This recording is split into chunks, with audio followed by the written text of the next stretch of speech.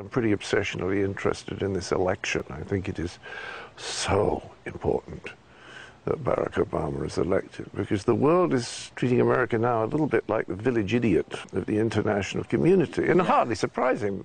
You see, when they elected George Bush the first time, the world thought, well, it was probably stolen. Here was a guy who was winning the election because the state where his brother was governor, that was under Jeb Bush's control. And here is George W. Bush, who is the son of the previous president, who was also the head of the Secret Service. I mean, it sounds like a South American country. When the Americans really put their foot in it was re-electing Bush. I mean, the rest of the world was flabbergasted. Yeah. And I think it can be almost fixed like that by electing Obama, because it really indicates this is not fundamentally a backwoods, redneck, racist society. What do you think about Sarah Palin when you... I used to think Michael Palin was the funniest Palin on earth. What fascinates me, though, is how people watching her on television, can they not see that she's basically learned certain speeches? And she does them very well. She's got a very good memory.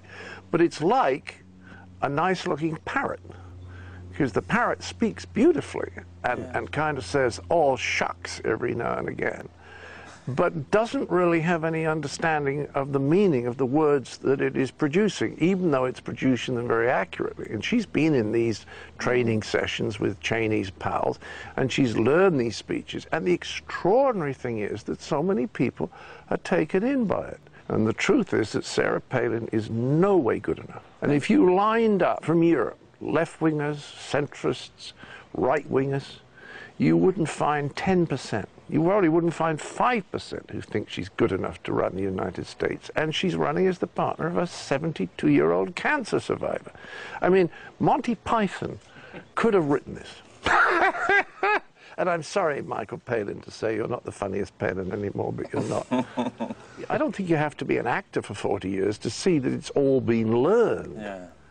Well, you see Biden speaking. Well, Biden has been preparing. He knows that if this point comes up, he has to make this point, this point, and this point.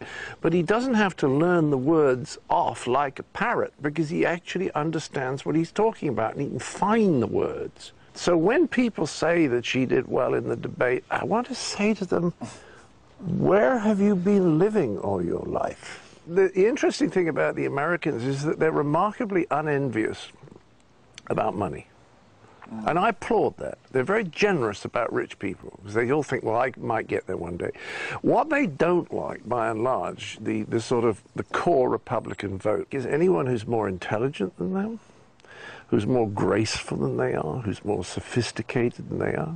So they want, as leader, somebody that they feel is their equal, because they feel comfortable with someone like that. The envy of the very qualities that you need in a president is incredibly self-destructive for the American nation. I mean, you take this dreadful Fox News channel. They can now put out stuff on that channel that is no longer even pretends to be journalistically respectable. They're talking about Hannity's America is an opinion show. It's a show from Sean's perspective, which is obviously conservative. That means it doesn't have to reflect any real reality. So I would like to say, based on that way of presenting programs, that Rupert Murdoch tortures small furry animals with red-hot pokers before he even has breakfast. Now, that's not, I can't justify that factually, but that's my opinion. Can I go now? Okay. Okay. Thank you very much.